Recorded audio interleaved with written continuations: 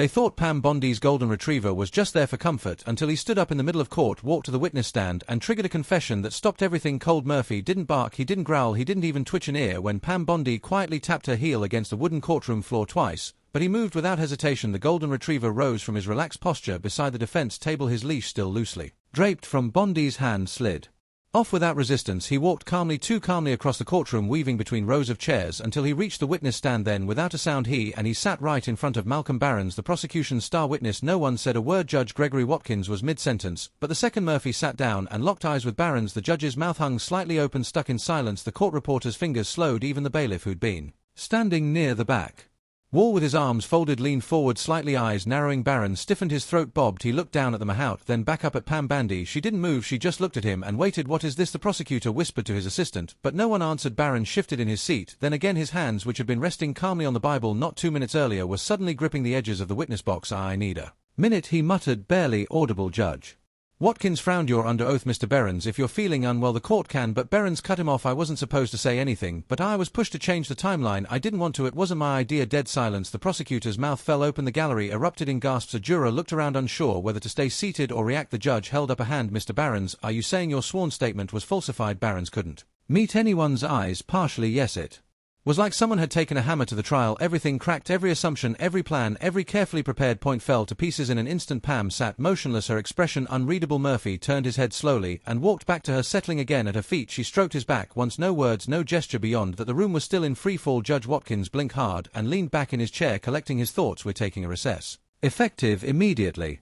Bailiff, clear the courtroom. Counsel to sidebar. Murphy licked his paw. The court emptied in slow motion. Phones were already out. Reporters whispered feverishly, and no one, not a soul, had an explanation that made any sense, because on the surface it looked like a woman gave a secret signal to her dog, and that dog exposed a lie that could change the entire outcome of the trial. Was Murphy trained to detect deception? Had Bondi set this up knowing the pressure would crack the witness, or was it just an impossibly strange coincidence? No one could say for certain, but something had shifted in that courtroom, and it wasn't going back to normal anytime soon. But before any of that made sense, people started asking the one question no one expected to matter: how did Pam Bondi end up here in the first place? 2 days earlier, the parking lot behind the Duval County Courthouse in Jacksonville, Florida, was already packed. Before 8 a.m., the press vans were out early, their satellite dishes raised like antennas on a bug inside. In courtroom 4B, things were quiet for the moment. Pam Bondi walked through the rear security entrance, holding Murphy's leash loosely in one hand, her briefcase in the other. Her expression was tight, focused as always, but anyone paying close attention would have noticed something else. She didn't look like someone preparing for a typical day in court. She looked like someone waiting for a window to crack open. Morning, Miss Bondi, said Officer Tran as she checked her badge. Hey, Tran. Pam replied, giving a nod. Murphy's got his ID badge too. The officer chuckled as he leaned down to pat Murphy gently on the head. Best behaved dog we've ever had in here. Pam gave a small smile, but it didn't quite reach her eyes. Murphy didn't wag his tail. He stood calmly beside her, focused, like he was already listening to something the rest of them couldn't hear. In courtroom 4B, the air was different. You know when you walk into a room and everyone's already made up their mind about you? That's what it felt like, though. Pam's client Dominic Renselli sat waiting at the defense table, press suit, anxious eyes tapping one foot like it was a metronome. Dominic had been a regional development director at Cora Trust, a private investment firm based out of Tampa. The fraud allegations against him weren't small, nearly $12 million in manipulated asset evaluations, but the weird part, Dominic hadn't tried to flee, hadn't deleted a single file, hadn't even loitered up until a week after the story hit local news. Did you sleep? Pam asked as she took her seat next to him. Does 3 hours count? It does today. Dominic leaned in, his voice a whisper. I keep thinking, if I go down, who's gonna care that I wasn't the only one, or that I didn't even sign off on those reports? That's what we're here for, she said, her voice steady, but she already knew it wasn't going to be that simple. The prosecution had built its entire case around one person, Malcolm Barnes, former VP of Internal Audit at Cora, and now their prized witness. The man had flipped early, promised full accounting, and positioned himself as the moral compass of the case from the start. Something about Barnes didn't sit right with Pam. His story was too clean, his memory too perfect. He turned on his employer with surgical precision and positioned himself as the good guy before the public could even form an opinion. During pre-trial conferences, Pam kept her questions tight, polite, but behind the scenes she was digging, cross-referencing statements, reviewing depositions, matching timeline. She didn't find a smoking gun, but she did find inconsistencies, tiny ones: a payment-marked advisory retainer that never had an invoice, a flight log from St. Augustine to Dallas the same day he claimed to be meeting regulators in Tallahassee. Too many things didn't add up, and Dominic, for all his stress and nervous energy, never changed his story once. Murphy, for his part, never left Pam's side during those hours of review. He wasn't just there for comfort, he Was part of the rhythm. The long nights in her apartment, the morning strategy calls, the quiet hours in the law library. Murphy would sit nearby, ears perked every time she played Baron's deposition clips aloud. That was when she noticed something odd. Murphy reacted when Baron spoke, nothing dramatic, but during certain answers, especially ones where Barons described the accounting chain or claimed he'd warned upper management, Murphy would shift, a subtle stiffening, a lift of the head. Once he growled.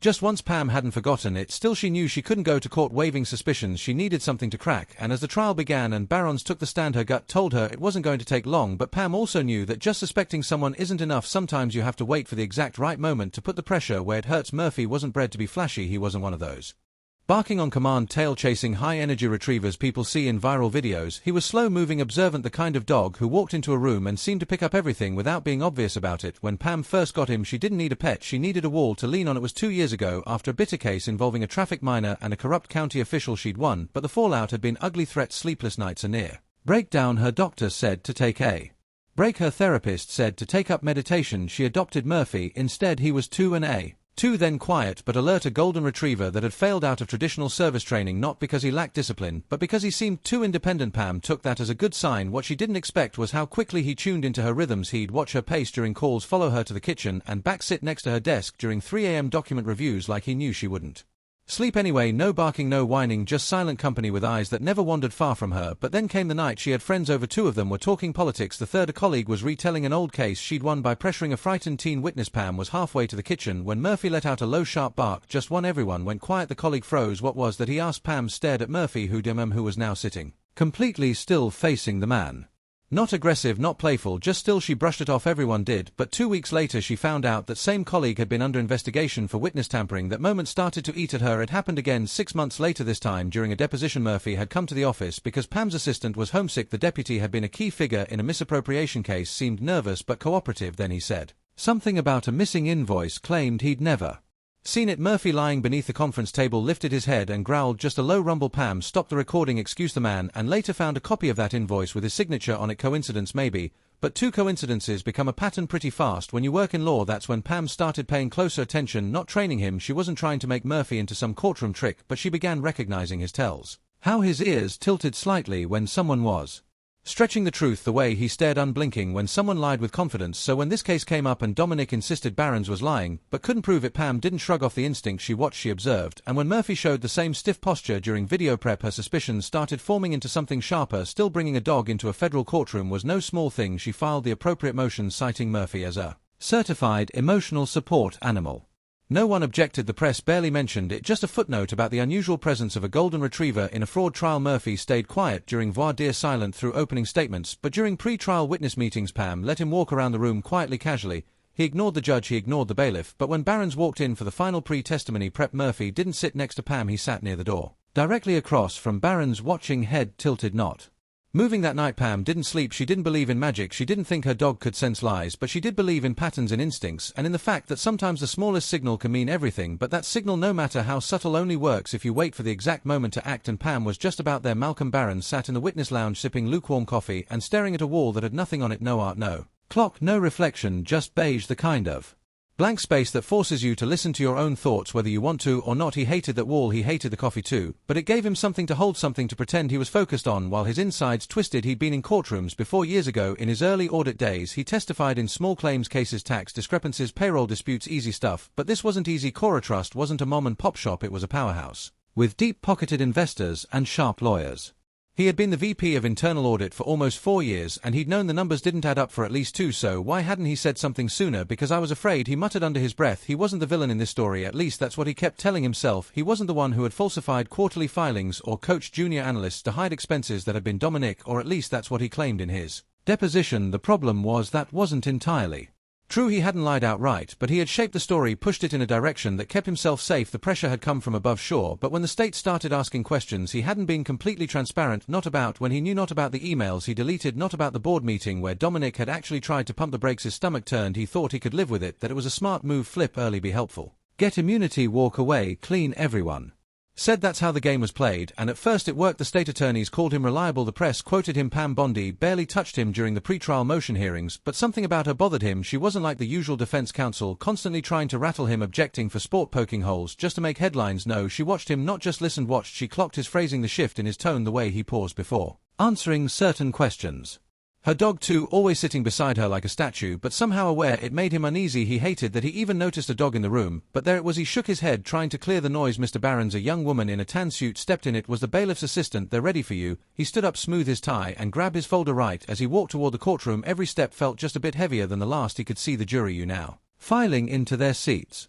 He saw the judge, the stenographer, the clerk, and then there she was, Pam Bondi, sitting calmly at the defense table, eyes forward, Murphy at her feet. Barron's avoided looking at them. He took the stand, swore in, and started his testimony. His voice held steady through the basics. His role at Quora, the timeline of when things started to look suspicious. He was careful, deliberate, until she stood up. Pam's first few questions were gentle, clarifying details, referencing internal memos. Then she asked him about a particular meeting, the one that supposedly took place in early March, where Dominic allegedly signed off on skewed financial projections. Yes, Malcolm said he approved them. Pam tilted her head. And that meeting was held in Tampa, correct? She held up a printout. Then how do you explain this?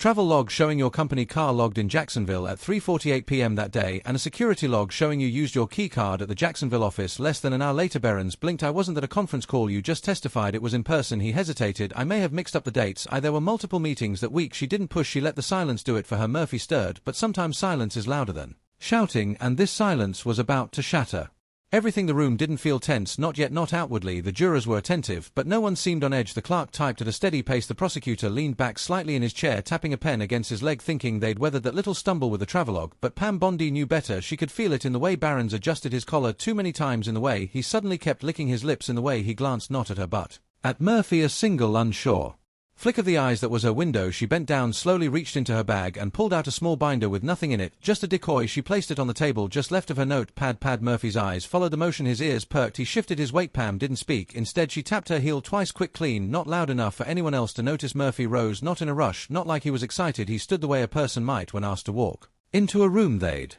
been in before but weren't quite sure they wanted to go back to. Then he walked across the wooden floor past the bailiff, around the end of the jury box. Some people noticed. A few jurors leaned slightly surprised. The clerk paused mid-key stroke. The prosecutor squinted, unsure if he was supposed to say something, but the judge, he didn't interrupt, not yet. He was watching. Murphy reached the witness stand, stopped, and sat directly in front of Malcolm. Barron's froze. His right hand, which had been resting on his thigh, curled into a fist. His voice, which had been steady a moment ago, vanished. Pam didn't say a word. She didn't need to. Barron's looked down at the dog, then up, then down again. His mouth opened, then closed. He rubbed his jaw like he was stalling for time, but there was no time left. I wasn't supposed to talk about the first quarter filings, he blurted, voice cracking. They told me to focus on Q and Q3. They said that was easier to control, less risk. Pam raised an eyebrow. Who's they? Mr. Barron's. He looked to the prosecutor's table, then back to her. Legal counsel from Quora and one of the outside advisors. I agreed. I didn't know how deep it went. Gasps in the gallery. The prosecutor shot up. Your Honor. Judge Watkins didn't look away from Barron's. Let him finish. Barron's breathed hard. I lied in my deposition, not entirely, but I steered the story to protect myself and to protect others. The judge's tone flattened. Are you saying your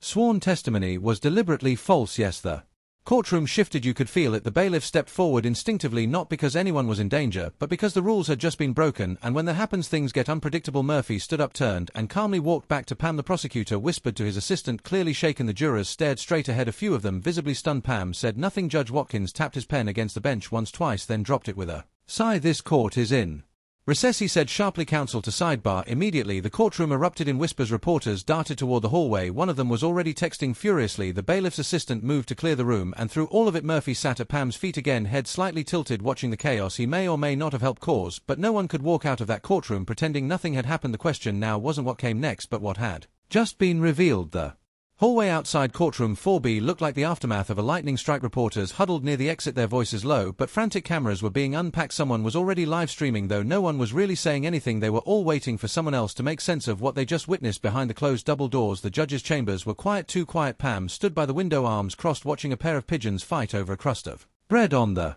ledge outside. Murphy sat beside her, calm as ever. Judge Watkins sat at the head of the table, glasses off, pinching the bridge of his nose. In all my years on the bench, he said slowly, I've never seen a courtroom stop because of a dog. The prosecutor, still visibly flushed, leaned forward. Your Honor, with respect, this wasn't procedure, this was theater. Miss Bondi used that animal to manipulate the jury. I didn't ask him to bark. Pam said, her tone flat. He didn't bark, he walked. That witness cracked on his own. Watkins looked up. You expect me to believe you didn't know this would happen? I expected the truth to show up eventually, she replied. I didn't know it would walk itself to the stand. The room was silent again. You saw me. Yen. The prosecutor exhaled, trying to recalibrate. We're going to need time, a lot of it. If the key witness admits to falsifying testimony, everything we've built starts to collapse. Watkins nodded, agreed, but we also can't pretend this didn't happen. He turned to Pam. Your dog's not the Issue the lie is outside the courthouse. Word had already spread. Cable news tickers were running with it. Witness cracks mid-testimony in fraud trial. Some were more dramatic. Golden Retriever exposes lies in federal courtroom, and a few of course were laughable. Is this dog psychic? Pam didn't care about the noise, she cared about Dominic. He sat on the bench outside the chambers, head in his hands, as his sister rubbed his back. When Pam approached he stood. Is it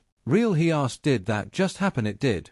And does that mean I'm off the hook? Pam didn't answer right away. Not off the hook, but it means the story gets retold, and this time people will hear more than one side. He looked at Murphy. Does he always know? She smiled faintly. Not always, but he never guesses. Later that day the judge declared a temporary suspension of the trial. The prosecution was ordered to review all prior testimony for consistency. Barron's was placed under formal inquiry, and Dominic was allowed to leave the courthouse without handcuffs for the first time since the indictment. Pam walked him down the steps herself. Murphy trotted along quietly. The reporters swarmed. Of course microphones were pushed toward her face, voices calling out all at once. Miss Bondi, was that planned? Did you train the dog to detect lies? Is this some kind of stunt? Can we interview the dog? She didn't stop walking. I'm not here for interviews, she said simply. I'm here for the truth. They didn't like that answer, but it was the only one she had. By the time they reached the sidewalk, Dominic had tears in his eyes. My kids are gonna hear about this on the news, he said, trying to laugh was failing. Not exactly what I had in mind. They'll hear you were honest, Pam said, and that matters. Murphy looked up at her. She looked down. You did good, but what mattered most now wasn't just that the lie had been exposed, it was that someone finally had the chance to tell the truth without being buried by it. 3 weeks after the courtroom incident, people were still talking about it in coffee shops across Florida. The story came up between sips at legal conferences. Attorneys debated the ethics, and on podcasts, radio shows,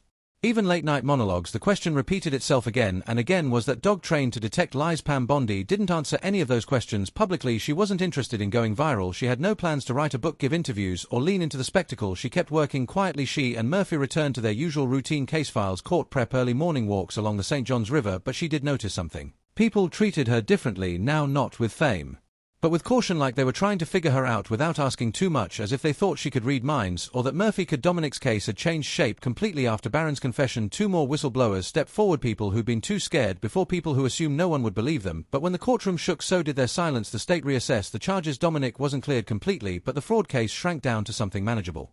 A fine community service, no prison time, no permanent record, just a second chance. The day the court finalized the deal, Dominic sent Pam a photo. It was his 2 daughters standing next to Murphy, petting him like they'd known him for years. Pam kept that photo on her desk. A week later she got a letter, handwritten, no return address. It read, I was in the gallery that day. I've been sitting on something for over a year. I didn't think anyone would believe me. I'm not proud of what I did, but I'm ready to come forward if you're willing to listen. I'll talk. Claude. P.S. I trust the dog. Pam folded the letter and placed it in her drawer. Then she reached down and rubbed Murphy's ears. You've got fans, she whispered. The truth is no one will ever really know what happened that day. Not entirely. Maybe Murphy picked up on subtle cues that no human could see. Maybe it was timing, maybe it was luck, but that's not what people remembered. What they remembered was a moment when silence cracked, when the polished story unraveled in one person. Flawed, scared, guilty, chose to tell the truth in front of everyone because of adult, and maybe, just maybe, because someone in the room finally looked at them without judgment, without assumption, just stillness, just patience. People want big heroes, flashy stories, clean endings, but sometimes what changes a life is smaller than all that. A quiet walk across a courtroom floor, a heel tap, a witness realizing they can't run anymore. Murphy never made the